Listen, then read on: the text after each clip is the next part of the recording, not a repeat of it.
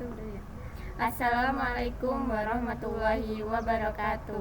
Perkenalkan, di sini saya Firsa Nurafridia dengan NIM singkat 25120. Dan saya Handita Maulidawati Utami dengan NIM singkat 25119. Di sini kita akan menjelaskan tentang konsep anatomi fisiologi dan juga kita akan memperagakan gerak-gerak fisiologi anatomi. Kemudian adapun istilah anatomi berdasarkan posisi anatomi. Yang pertama ada yaitu anterior, merupakan bagian yang lebih dekat ke depan. Yang kedua yaitu medial, bagian tengah atau lebih dekat kepada bidang median. Kemudian yang ketiga ada bagian superior, yaitu bagian atas. Yang keempat yaitu dextra, yaitu bagian kanan. Dan yang kelima ventral, yaitu bagian depan. Yang keenam internal, bagian dalam. Dan yang ketujuh ada proximal, yang lebih dekat dengan pangkal tubuh atau mendekati batang pada tubuh. Kedelapan parietal, lapisan luar. Nah, kemudian ada yang kesembilan yaitu superficial, yaitu bagian tubuh yang dangkal atau lebih dekat ke permukaan. Yang ke-10 yaitu horizontal, yaitu bidang datar. Dan yang ke-11 ada transversal, yaitu potongan melintang. Yang ke-12 ada posterior, yaitu lebih dekat ke belakang. Kemudian yang ke-13 ada lateral, yaitu merupakan bagian tubuh bagian samping. Yang ke-14 ada inferior, yaitu bagian bawah. Dan yang kemudian ke-15 ada sinistra, yaitu bagian kiri. Ke-16 ada dorsal, bagian belakang, ruas tulang belakang. Dan yang ke-17 eksterna, yaitu bagian luar. 18 ada distal, yaitu bagian ujung atau menjauhi batang tubuh. Dan yang ke-19 ada perifer, yaitu bagian pinggir atau tepi tubuh.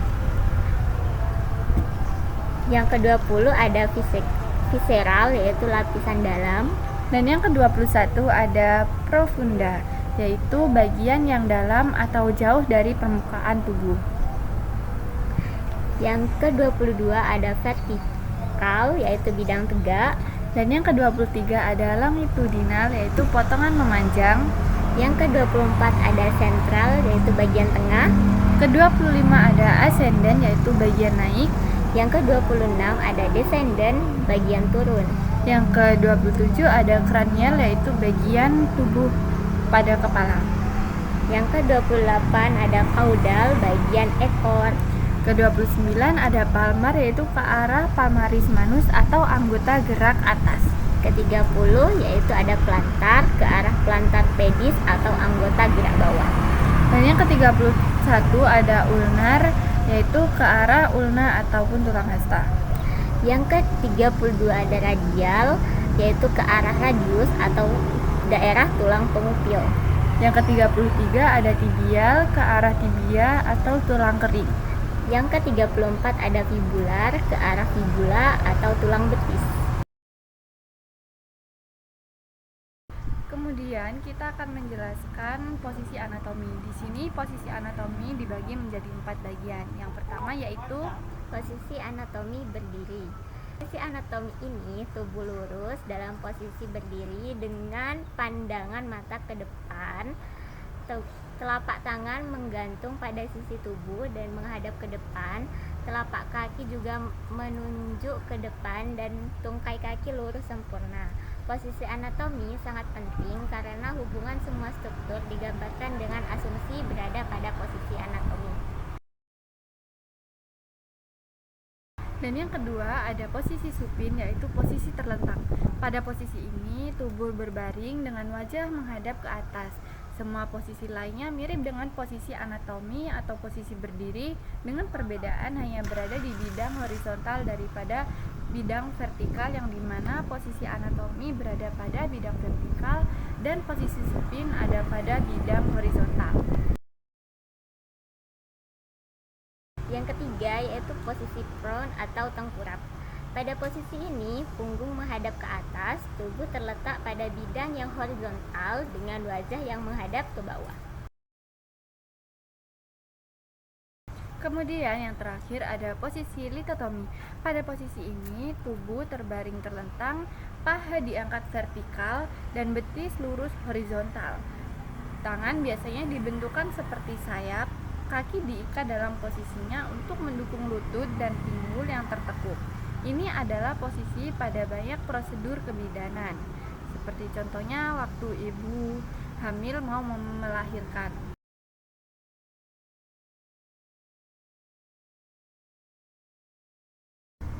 Kemudian adapun istilah anatomi yang menyatakan lubang, saluran, dan ruangan. Yang pertama ada foramen, yaitu lubang. Yang kedua ada fistula, yaitu celah. Yang ketiga ada apertura, pintu. Yang keempat ada kanalis atau saluran. Yang kelima ada ductus, yaitu pembuluh. Yang keenam ada meatus, yaitu liang. Yang ketujuh ada cavum, yaitu rongga. Yang kedelapan ada cellula, yaitu ruang kecil. Kemudian ada rongga-rongga dalam tubuh manusia. Yang pertama ada rongga yang terdapat dalam kepala, yaitu yang pertama ada rongga tengkorak atau cavum cranialis. Yang kedua ada rongga mata atau cavum orbital. Yang ketiga ada rongga hidung, cavum nasi. Yang keempat ada rongga mulut, cavum oris. Dan yang kelima ada rongga telinga tengah, yaitu cavum timpani. Kemudian ada pun yang kedua, rongga yang terdapat pada badan. Yang pertama ada rongga dada atau cavum thoracis. Yang kedua ada rongga perut atau cavum abdomen. Yang ketiga ada rongga panggul, yaitu cavum pelvis. Kemudian kita akan menjelaskan arah gerakan tubuh. Nah, kita akan mengenal beberapa arah gerakan tubuh manusia sebagai berikut. Yang pertama ada fleksi. Fleksi yaitu gerakan membengkokkan, melipat sendi, atau gerakan menekuk. Selanjutnya ada ekstensi, yaitu gerakan meluruskan kembali sendi. Kedua ada aduksi. Nah, aduksi ini yaitu gerakan mendekati badan. Kebalikannya dengan adduksi ada juga abduksi, yaitu gerakan menjauhi badan. Kemudian ada gerakan rotasi, yaitu gerakan memutar sebagian sendi. Selanjutnya yaitu sirkunduksi, yaitu gerakan sirkuler atau pergerakan yang menggabungkan antara fleksi, ekstensi, dan adduksi dan abduksi. Kemudian ada gerakan elevasi. Gerakan elevasi merupakan gerakan mengangkat. Selanjutnya ada depresi, adalah gerakan menurunkan. Kemudian ada gerakan inversi, yaitu gerakan memiringkan telapak kaki ke bagian dalam. Kemudian ada gerakan eversi, adalah gerakan memiringkan telapak kaki ke bagian luar. Lalu ada gerakan supinasi, yaitu gerakan mengadahkan tangan. Juga ada gerakan kebalikan dari supinasi, yaitu pronasi, adalah gerakan menelungkupkan tangan. Kemudian ada gerakan endorotasi, yaitu gerakan ke dalam pada sekeliling sumbu panjang tulang yang bersendi atau rotasi. Sedangkan eksorotasi adalah gerakan rotasi keluar. Kemudian ada pun sumbu atau aksis gerakan. Aksis gerakan ini terdapat 3 bagian. Yang pertama ada aksis sagital. Aksis sagital merupakan garis yang memotong bidang gerak sagital dengan bidang gerak transversal. Yang kedua ada aksis transversal, adalah garis yang memotong bidang gerak frontal dengan bidang gerak transversal. Dan yang ketiga ada aksis longitudinal, yaitu gerak yang memotong bidang gerak median dan frontal dan berjalan dari atas ke bawah. Kemudian ada bidang anatomi. Yang pertama ada bidang median, yaitu bidang yang melalui aksis longitudinal dan aksis sagital. Dengan demikian dinamakan mediosagittal. Yang kedua ada bidang sagital atau bidang paramedian, yaitu setiap bidang yang sejajar dengan bidang mediosagittal. Yang ketiga ada bidang koronal atau frontal, yaitu setiap bidang yang mengandung aksis-aksis transversal dan sejajar dengan dahi dan tegak lurus dengan bidang sagital. Yang keempat ada bidang transversal, letaknya tegak lurus dengan bidang-bidang sagital dan bidang koronal. Pada posisi berdiri, posisi bidang horizontal.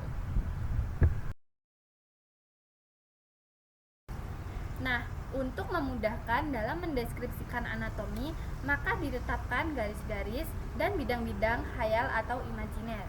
Yang pertama ada garis tengah atau sagital, merupakan garis imajiner yang melintas secara vertikal menembus garis tengah tubuh dari bagian atas kepala sampai ke bawah di antara kaki yang membagi sisi menjadi dua, kanan dan kiri. Kemudian yang kedua ada pembelahan horizontal yang membagi tubuh menjadi bagian superior atau atas dan membagi tubuh inferior yaitu bagian bawah. Nah, kemudian yang ketiga ada pembelahan sagital yang membagi tubuh menjadi bagian kanan dan bagian kiri tubuh yang sejajar dengan garis tengah. Kemudian yang keempat ada pembelahan koronal yang membagi tubuh menjadi bagian depan atau anterior dan bagian belakang posterior. Sudah. Fleksi, ekstensi, Adduksi, abduksi. kemudian ada gerakan rotasi, yaitu gerakan memutar sendi. Kemudian ada pun gerakan sirkunduksi. Gerakan ini merupakan perpaduan antara gerak fleksi, ekstensi, adduksi, dan adduksi. Berikut adalah gerakan elevasi, depresi.